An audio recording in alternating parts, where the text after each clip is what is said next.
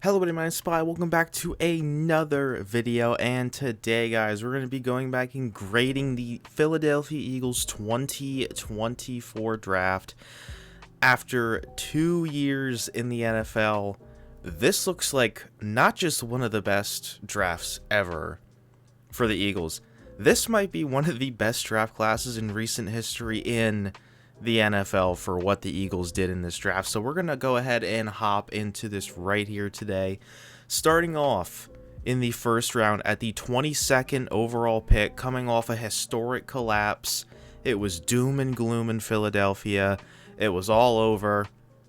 The Eagles got the 22nd pick, and they got to take Quinyon Mitchell, the cornerback out of Toledo. Now, I mean, this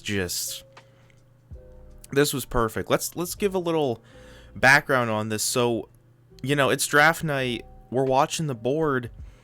Eagles need a corner pretty desperately. They're coming off a season where, Slay's getting older. James Bradbury was a joke in 2023. He was horrible.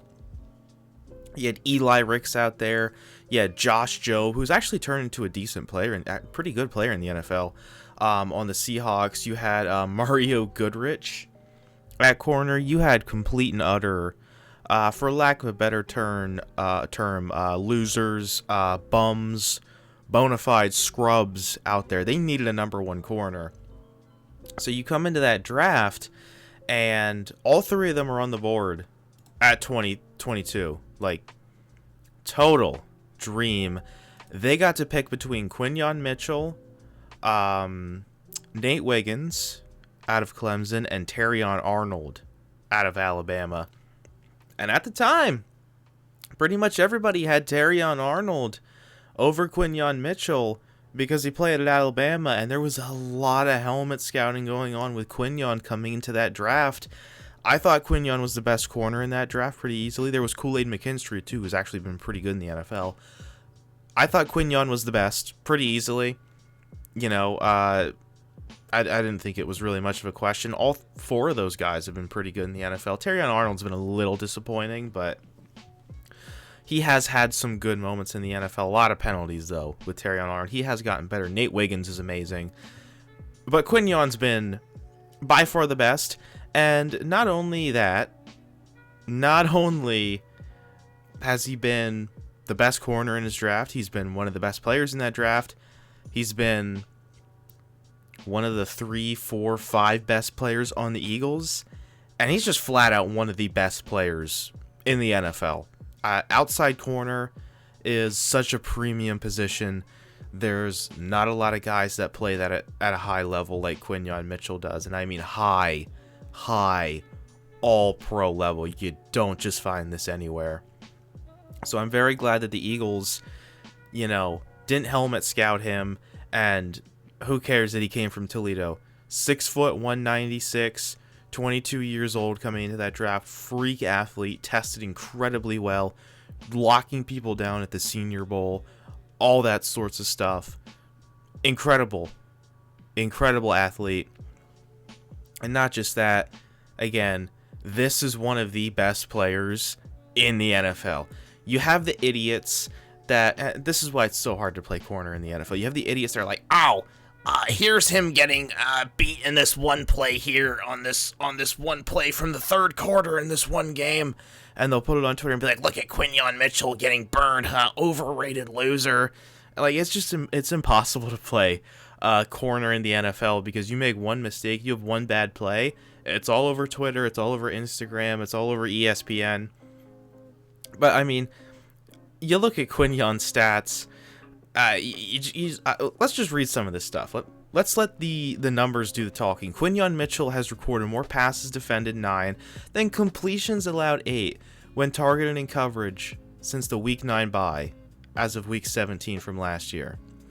Those 8 completions have led to just 61 yards and have come across 30 targets faced, resulting in the lowest completion percentage at 26.7% and the fewest yards per target at 2.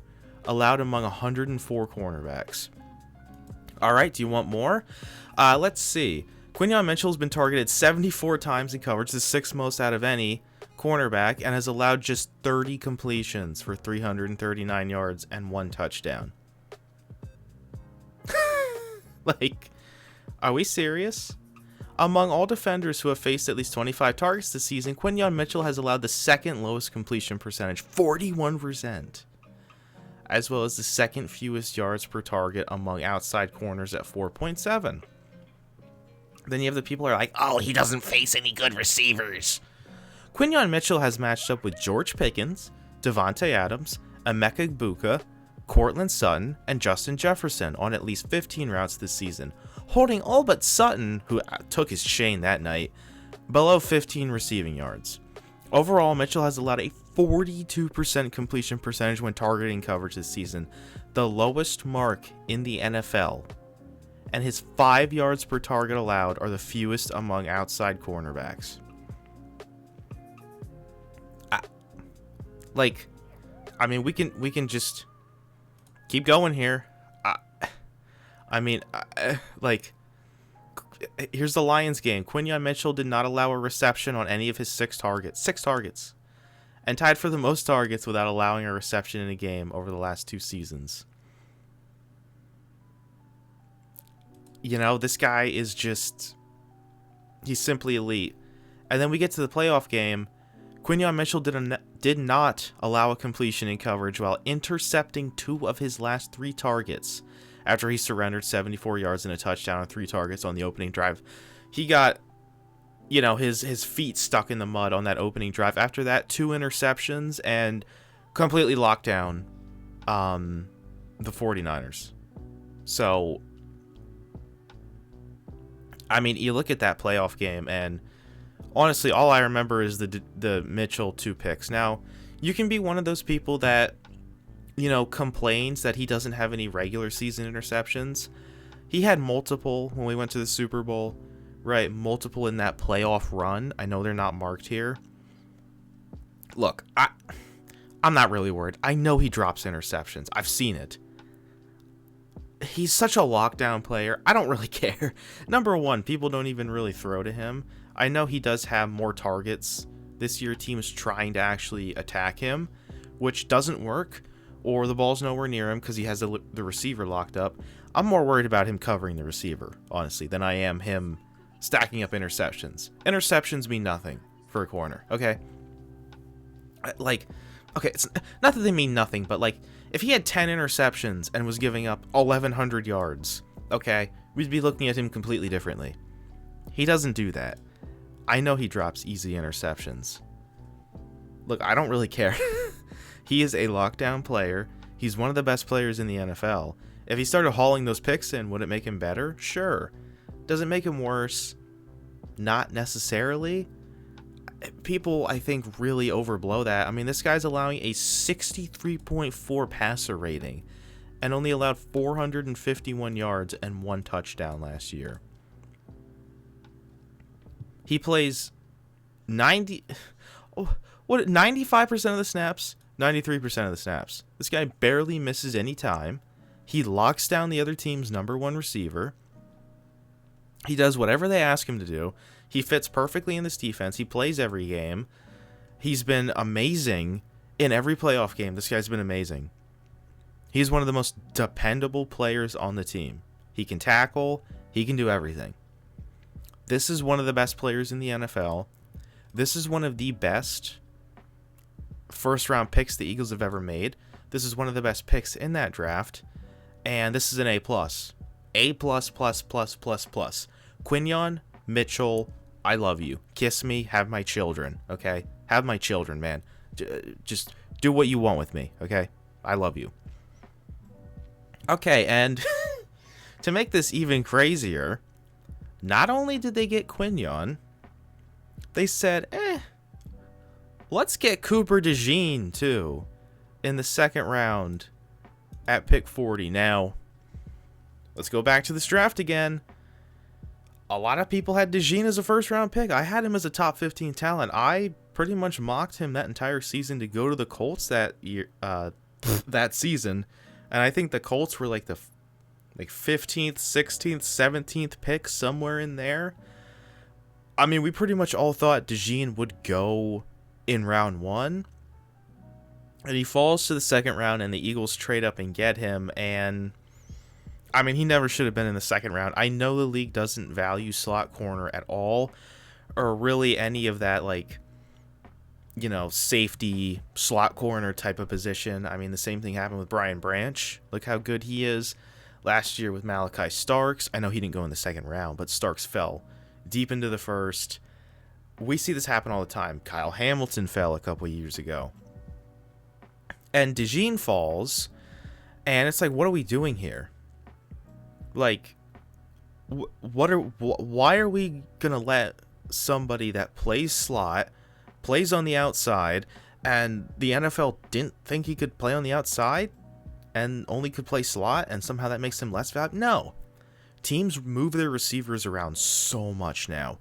Your receiver doesn't just always line up in the X. Look at Jackson Smith and Jigba. He lines up all over the field. Puka Nacua lines up all over the field. These guys line up everywhere now. They go in the slot. They go outside. They do this. They do that. Having a slot corner like Cooper DeJean is so valuable. You don't find these guys anywhere. And when these two got put out onto the field in 2024, the Eagles' defense completely changed. I know Quinyon started day 1, but DeJean didn't. The second DeJean comes on the field, this is a totally different defense. Okay, people wanted Vic Fangio fired when we started 2-2 in 2024. That's how bad the defense was. What happens? DeJean comes out and plays. Quinyon really gets it going. DeJean just immediate, instant impact player. And he's a returner, which we didn't see much of last year, but still able to be a return man. And you just look at the stats on Cooper DeJean, and I mean, he's just probably the best slot corner in the NFL. Just like totally ridiculous. Let's pull up some other ones here. Cooper DeJean has been targeted on 11.4% of his coverage snaps this season, the second lowest rate among primary slot cornerbacks. He's allowed a 60.6% completion percentage on his targets, the second lowest among slot corners with 20-plus targets, and has not allowed a touchdown in his 2-season career. I think he did on the outside. I don't think he has on the inside, though. I think that Cowboys game, the second one where he played on the outside, I do think he let a touchdown up in that game, but I don't think he has in the slot. Cooper DeJean has aligned at outside cornerback on 25% of his snaps this season. This guy can play all over the field. He plays every game. The dude's barely missed anything. Cooper DeJean has allowed just 4.9 yards per target as the nearest defender in coverage last season, the fewest in the NFL. You know, it's just ridiculous. This is from early last season. Upon rookie Cooper DeJean becoming a full-time starter in Week 6 last year, the Eagles defense used nickel personnel at the third highest rate and allowed a league low 4.2 yards per play. Just an incredible player. Amazing in coverage. His tackling ability, outstanding. He plays pretty much every game. He can play inside, outside. He played 98% of the snaps last year. 85 tackles, 32 stops, 77 targets, 564 yards, 2 picks, 80 rating. Elite player. And you just look at this, just lines up everywhere. Doesn't really matter. I know the outside stats don't look the best, but that was only really like one game where he was the primary outside corner. When he's in the slot, man, 57.9 passer rating allowed. 2 interceptions. Truly incredible. Why is he lined up as an edge? Okay. Wasn't ready for that. He's just unbelievable. I mean, whatever you pull up here, you know, whatever you want to look at, whatever you want to talk about, this guy's elite. He's elite. This is an A+. You got pretty much arguably the best slot corner in the NFL at pick 40. Unbelievable. I mean, unbelievable.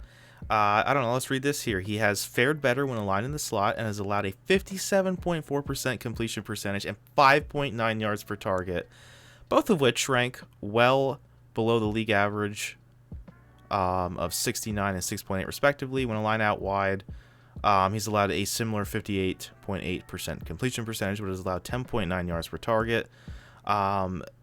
Just a special player. I can't believe they got him. I still can't believe to this day that the NFL effed up like this. He was an All-Pro this year, deservedly so.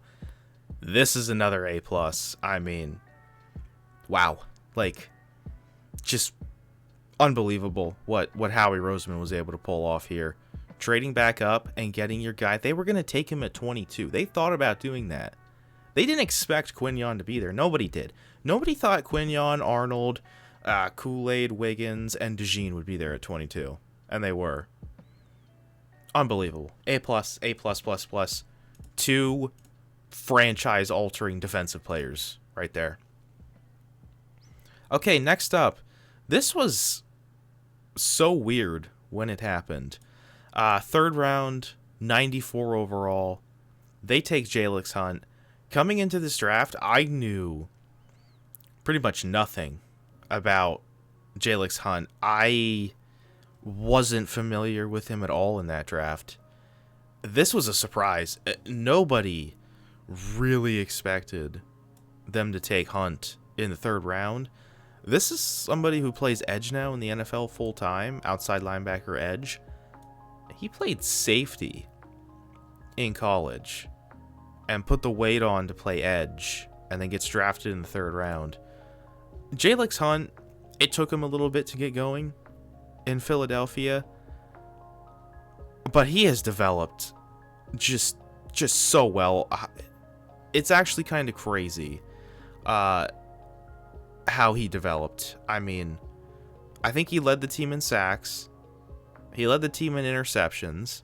When they dropped him out in coverage, he was picking people off. He had a pick six, an 8.3 passer rating in coverage, 34 stops, 51 tackles, 6.5 sacks, 57 pressures, and a 17.3% quarterback.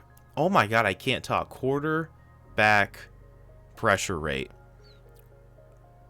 You know, what he did in 2024, the way he got better, and then had just such a monster playoff run was incredible, right? Absolutely incredible. Oh, they gave him 7 sacks here. Okay. Interesting. So 7 sacks, that led the team. I mean, obviously, you're going to get points for leading my team in sacks. Now, they don't have like a dominant number 1 edge rusher right now. You don't really need it in a Fangio defense, right? When you have Jalen Carter and then Jordan Davis and Nolan Smith, they don't necessarily need it. And they had Jalen Phillips too.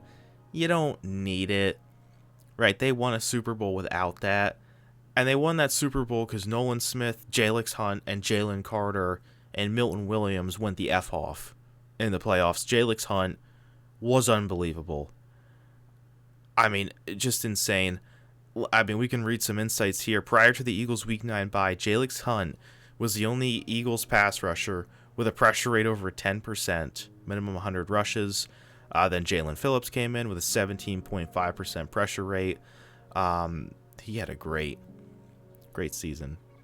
Jalen Phillips, I really want to see him back. You know, I mean, he's just unbelievable. This is from earlier in the season, but Hunt leads the Eagles in pressures with 14 after generating just 9 and playing 23% of the Eagles' defensive snaps as a rookie. He got a lot more playing time in 2025 and, you know, really turned it on in the second half of the season. Turned the ball over, got to the quarterback, ton of pressures, great down the stretch. This guy was playing safety a couple of years ago.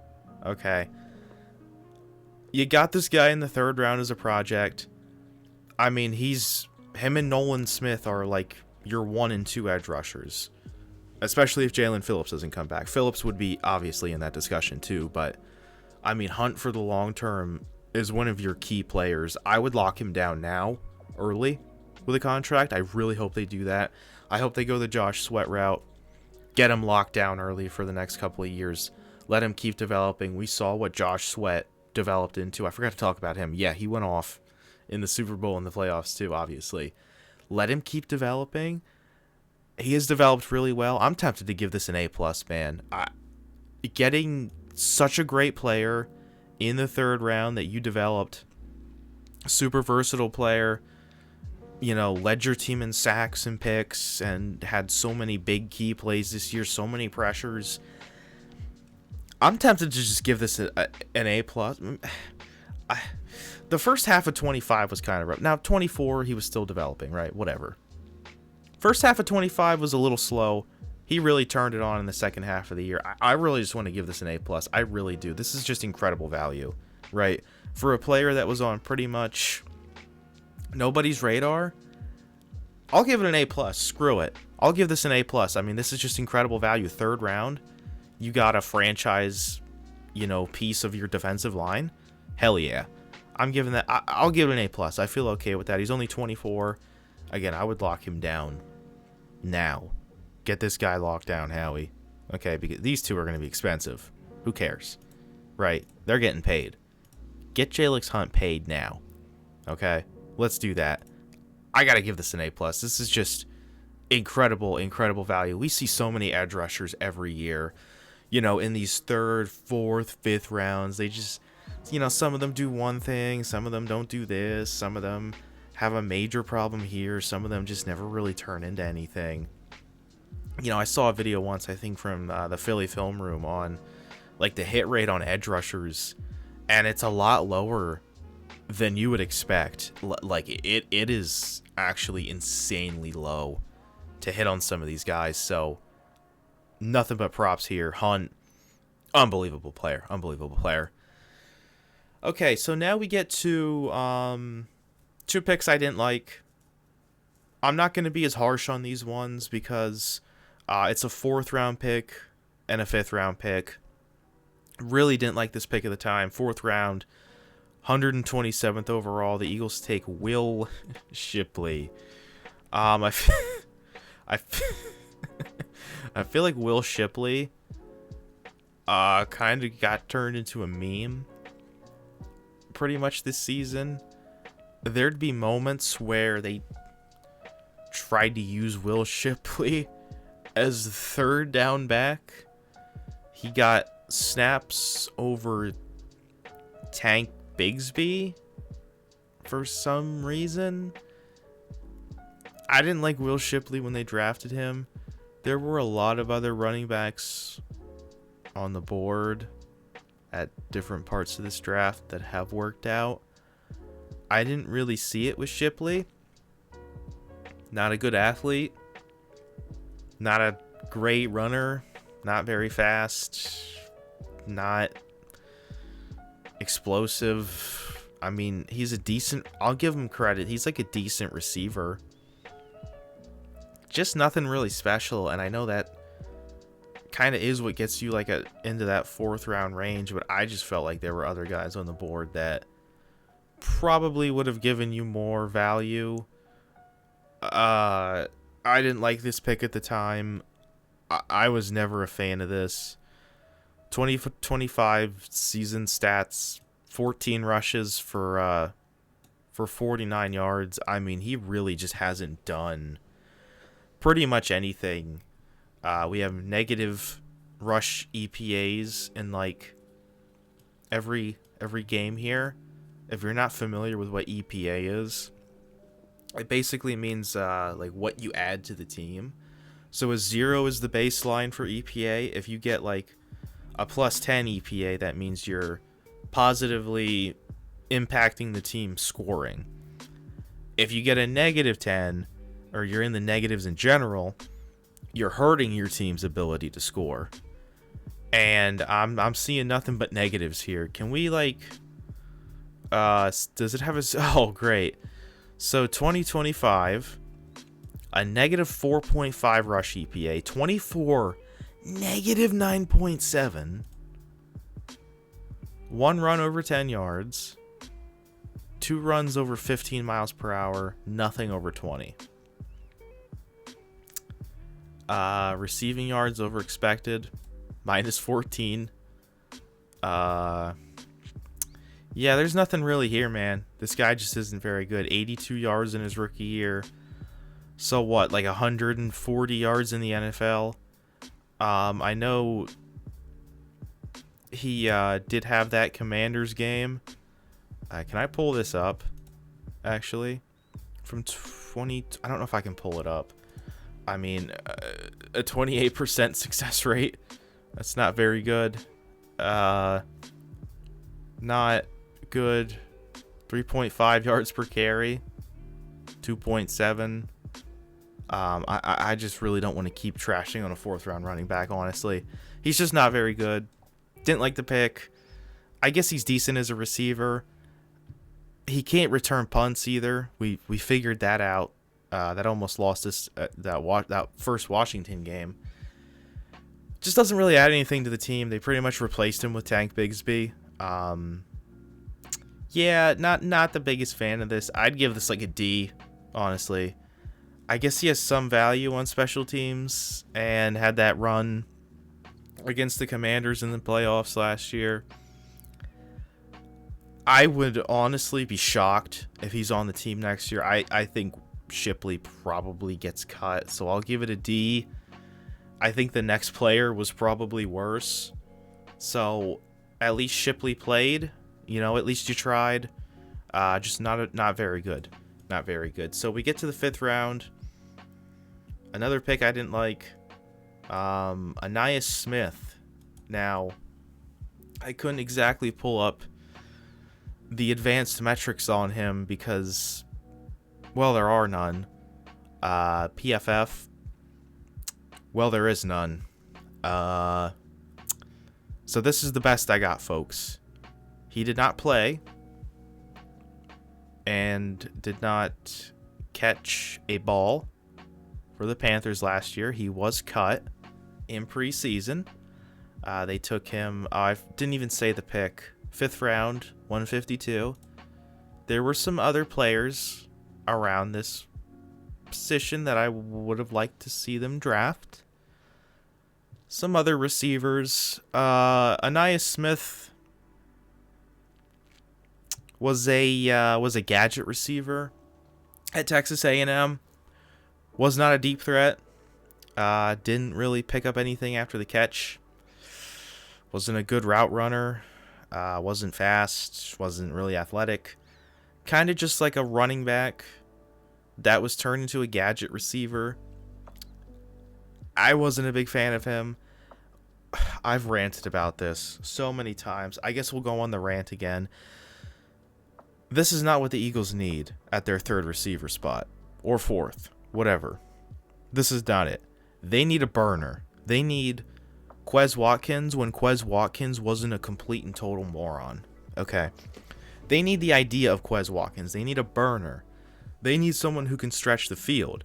They need somebody who can pick up a quick 10 yards, right? That has the speed to do that. That can make somebody miss in the open field. Somebody that Jalen Hurts can actually trust as his 3rd receiver. You can tell he did not trust Jahan Dotson at all. Okay? Dotson isn't very good.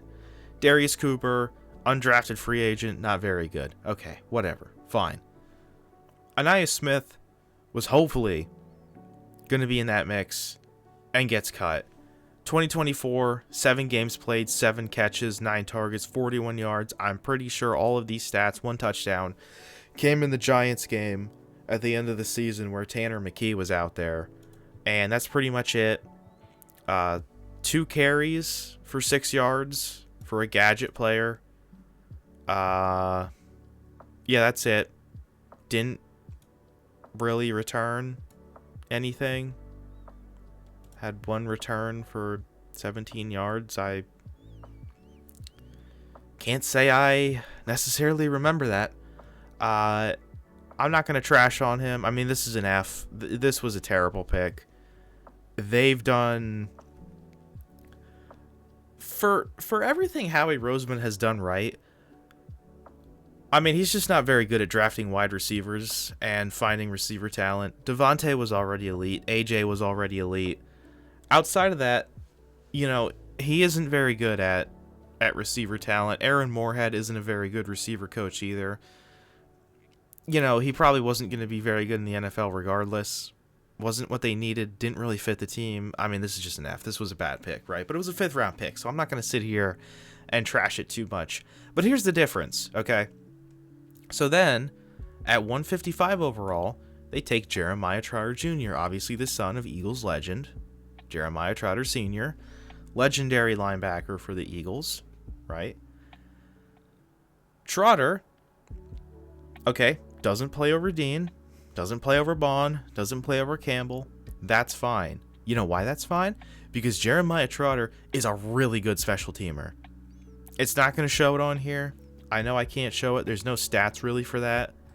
He is a fantastic special teamer. Are there any? Yeah, there's just nothing for that because he plays on special teams. He gets in there here and there with snaps. He gets in there at like the end of seasons or in blowouts and stuff like that. I'm not going to really break it down too much. He did look good in that Commanders game when he played at the end of the season, but in terms of special teams, Trotter makes a great impact. He's a great tackler, and he covers very well on special teams. Great. Awesome. This is like a B, okay? You're a 5th round pick. What do you add to my team? You can come in and play if we need you on defense. When you do come in and play, you actually do look pretty solid. Trotter can come down in the run game, make some tackles, make some big hits, make some big plays. Awesome. And you're really good on special teams. That's it. Perfect. You're a 5th round pick. You're the son of a legend. And you're a fantastic special teams player. Awesome. Like, boom, that's a B-, right? Boom, perfect. Awesome. Moving on, right? Like, that's all I really need to say. That's why I'm so critical on like an Ainias Smith or a Will Shipley. Now, Will Shipley does play special teams. Someone like Jeremiah Trotter actually does positively impact the team in some way. He's a great special teamer. That's a B. Flat out, simple, boom, done. Great, awesome, okay? That's all I'm asking. That's why I'm so critical on some of these late round picks. It's like, I want somebody who contributes on the team. Will Shipley's at least contributed in some way to the Super Bowl run. Ainias Smith contributed quite literally nothing. Jeremiah Trotter contributes. Fine pick. I'll give it like a B. And then we move on. Again, these are, at this point, if you can get anything out of some of these guys, like I said, with special teams, you should be happy with it. Trevor Keegan, they took in the 5th round, 172 overall. He is on the Cowboys now. I don't think he played at all. I think he's on their practice squad. Not on the team. Didn't really play. I mean, I guess this is technically an F, right? Stuck on the team, played in preseason, whatever. Just kind of a shot in the dark, right? Now here's where we get to somebody interesting, and that's Johnny Wilson, 6th round, 185 overall. People didn't really expect Johnny Wilson to fall this far. I mean, we didn't think he was going to be like a 1st round pick, but I think it was pretty much consensus that he would go in probably like the 3rd round. He falls into the 6th round. Wilson is pretty much a tight end that's trying to play receiver. He's 6'7". The jokes write themselves. He's 6'7", 237. Johnny Wilson's a really good blocker. He's been a fantastic blocker. I know he got hurt last year. Very unfortunate that he got hurt because that hurt their run game with the blocking. I know he only had 5 catches for 38 yards and a touchdown in the season he did play. Not a great catch percentage. Obviously, the EPA isn't very good, but he's an amazing blocker. That doesn't show up in the stats here. I don't think it's going to show. Yeah, it's not going to show up anywhere. Fantastic blocker. Great blocker. They missed his blocking last year. Very unfortunate. And that, touchdown he caught against the Cowboys in 2024 was a really nice red zone target. So we saw what the Eagles did in the red zone last year. It was pretty nice. I think Johnny Wilson next year can be like a solid 4th, 5th receiver, be a really good blocker, and potentially be a red zone threat. And that's amazing value for a 6th round pick. So I'm going to give this a B. Same thing with Trotter. If you can come out here and contribute, and he did contribute on a Super Bowl winning team, I'm going to give you props for that, for being a 6th round pick. He can play out the rest of his, contract in Philadelphia, be a really good blocker and potentially be a red zone threat next year, great pick. Great pick. You got this, you know, in the 6th round, right? Compared to like Anaya Smith, who gave you literally nothing. Johnny Wilson is a really good blocker. Fantastic blocker. And then we get to the last pick in the draft. In the 6th round at 190, they take Dylan McMahon. He's on the Rams practice squad now. Again, just a shot in the dark, right? Went to NC State. I mean, I have to give it an F, right? He didn't play. Whatever, right? I don't really care about that. But you look back on this draft, Quinyon, franchise-changing defensive player, A+. DeJean, franchise-playing defensive player at a really important position in this defense. Jalix Hunt, fantastic development as an edge rusher. You know, you don't win the Super Bowl without him, right? Keeps developing. Will Shipley, I guess helped you win a Super Bowl. Sucks. Jeremiah Trotter, really good special teamer. Helped contribute to a Super Bowl. Keegan, who cares? Johnny Wilson, really good blocker. Helped contribute to a Super Bowl. And then McMahon, who cares? You look at this draft, you're not going to hit on everybody, right? Not everybody's going to be a star. You got DeJean, Mitchell, Hunt, and Trotter to an extent, and Johnny Wilson to an extent. You have 3 potential key players for the future of this team. Incredible draft. I mean, just Mitchell and DeJean alone make this like an A+ draft. Pretty easy. I'll give this draft an A+. This was unbelievable. Getting these 3 players right here, unbelievable draft from Howie Roseman.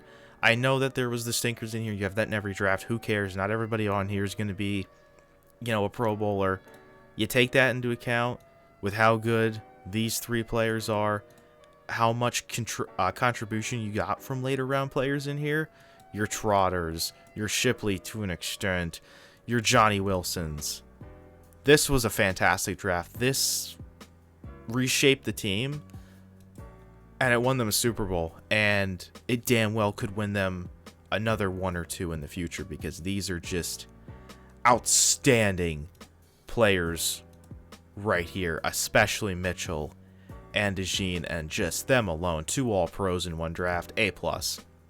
Don't even need to think about it. So let me know who your favorite player is from this draft down below. What grade would you give it? Leave that in the comments. On your way out, hit the like button for me, the sub button, the post notifications. Love you guys, and I'll see you all in the next video. Bye, guys.